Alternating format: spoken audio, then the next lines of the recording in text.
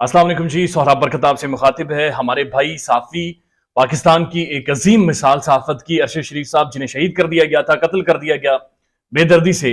उनके हवाले से अरशद भट्टी साहब ने अपने जज्बात का इजहार किया है और कुछ ख्वाब उनके बताए हैं। और ये वही ख्वाब हैं जो कोई भी नौजवान स्ट्रगल करके अपना कैरियर एस्टेब्लिश करने के बाद सोचता है, देखता है या समझता है, वो आपको बताते हैं। लेकिन उससे पहले आपको बता दें कि जो JIT हुकूमत ने बनाई है वो नैरोबी में उस जगह पर पहुंच गई है जहां पर आंदोलनाक तरीके से अरशद शरीफ साहब को कत्ल किया गया, और उन्होंने जो फर्स्ट हैंड इंफॉर्मेशन हैं वो सारी कलेक्ट करना लेना शुरू कर दी हैं। 3 रुकनी टीम है, इसमें FIA के एक नुमाइंदे शामिल हैं, DSP पुलिस शामिल हैं, और उसके बाद इंटेलिजेंस ब्यूरो के एक नुमाइंदे वहां पर शामिल हैं, और ये सारी चीज को इन्वेस्टिगेट करेंगे। लेकिन सबसे ज्यादा इंटरेस्टिंग होगा, ये वहां पर खुर्रम और वकार से रब्ता करेंगे और केनियन पुलिस से कहेंगे कि उनके साथ कॉन्टेक्ट एस्टेब्लिश करवाएं या उनके साथ मुलाकात करवाएं। चूंकि खुर्रम और वकार के बारे में जानना बहुत जरूरी है। ये दोनों शख्स, कम से कम खुर्रम उस दिन गाड़ी के अंदर मौजूद था, और वकार ये वो शख्स है जिसकी वो शूटिंग रेंज थी या एंटरटेनमेंट का वो एरिया है जहां पर अरशद शरीफ साहब गए थे। तो ये खुर्रम कौन था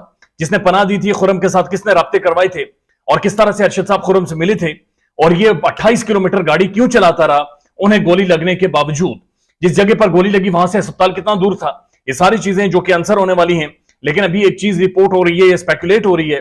कि खुर्रम ने ही सबसे पहले ARY न्यूज के मालिक को, CEO साहब को ये फोन करके बताया कि अरशद साहब की डेथ हो गई है। बहरहाल इसमें क्या हकीकत है वो भी आने वाले टाइम में देखने वाली होगी कि सबसे पहले किस मीडिया चैनल ने रिपोर्ट किया, उन्हें किसने बताया। क्योंकि जब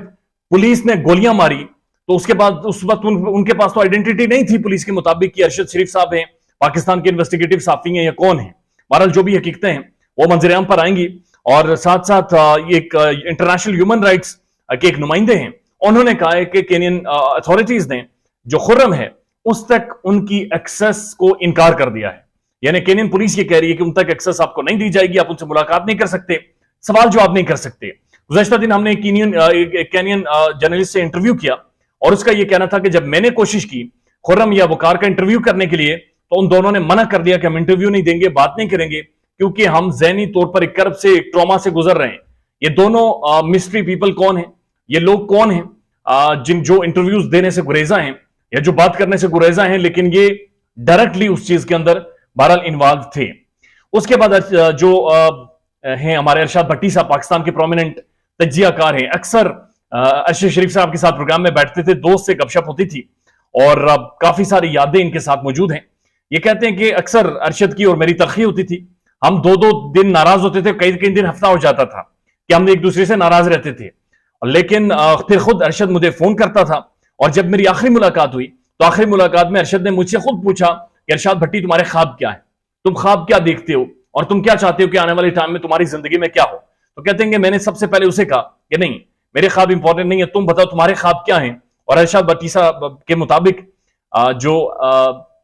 अरशद शरीफ साहब हैं, उन्होंने फरमाया कि मैं एक यूट्यूब चैनल बनाऊंगा और उस यूट्यूब चैनल पर तमाम तर वर्किंग जर्नलिस्ट को हायर करूंगा। वर्किंग जर्नलिस्ट वो होता है जो फील्ड में काम करता है, जो रिपोर्टर्स होते हैं जो सड़कों की खाक छानते हैं, जो सुबह से लेकर शाम तक सड़कों पर होते हैं। अरशद साहब ने 22 साल डिफेंस की रिपोर्टिंग की है, वो बड़े अच्छे से जानते हैं वर्किंग जर्नलिस्ट की अहमियत और उन लोगों की अहमियत जो सड़कों पर होते हैं, जो सड़कों से रिपोर्टिंग करते हैं, जो सड़कों से मवाद लाते हैं और आपके साथ शेयर करते हैं, जो रीड आउट करते हैं। तो अरशद भट्टी साहब के मुताबिक उनका ख्वाब था कि वो एक यूट्यूब चैनल बनाएंगे, उसके ऊपर तमाम तर वर्किंग जर्नलिस्ट को हायर करेंगे, ताकि जो सेठ की नौकरी है, सेठ की जो तनख्वाह है, उससे उन्हें आजाद करवाया जा सके।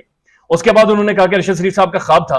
कि, या कह रहे थे कि मैं एक फार्म हाउस बनाऊंगा और वीकेंड पर वहां पर खाना खाया करेंगे, वहां पर दावत करेंगे और दोस्त बैठेंगे, ताकि ये जो दुनिया की टेंशन है, इधर उधर की टेंशन है, खबरों की दुनिया, उससे रिलैक्स होकर कुछ टाइम वहां पर गुजारेंगे। उसके बाद उन्होंने कहा कि उनका ख्वाब था कि पाकिस्तान प्रॉस्पर करे और पाकिस्तान के अंदर एक आजाद मीडिया हो, जहां पर इन्वेस्टिगेटिव सहाफत को अप्रिशिएट किया जाए, जहां पर आपके ऊपर पाबंदी ना हो कि आपने उसका नाम लेना है, उसका नाम लेना और उसका नहीं लेना, आप में यह डिफरेंशिएट ना किया गया हो, आप इन्वेस्टिगेट कर कर असल हकायक लोगों के सामने रख सकें, और हकायक गलत हो तो गोली ना मारी जाए, बल्कि उसका सद्भाव होना चाहिए, कोर्ट या इदारे उसका नोटिस लें और उसके बाद जुर्माना डालें, या जो भी सजा रियासत तजवीज करे वो बने। ऐसा नहीं होना चाहिए कि आपको केनिया में कोई आफ्ताब इकबाल साहब के मुताबिक रोड पर बिठाकर सर में और छाती में गोलियां मार जाए। ख्याल रखिएगा अपना, अल्लाह हाफिज।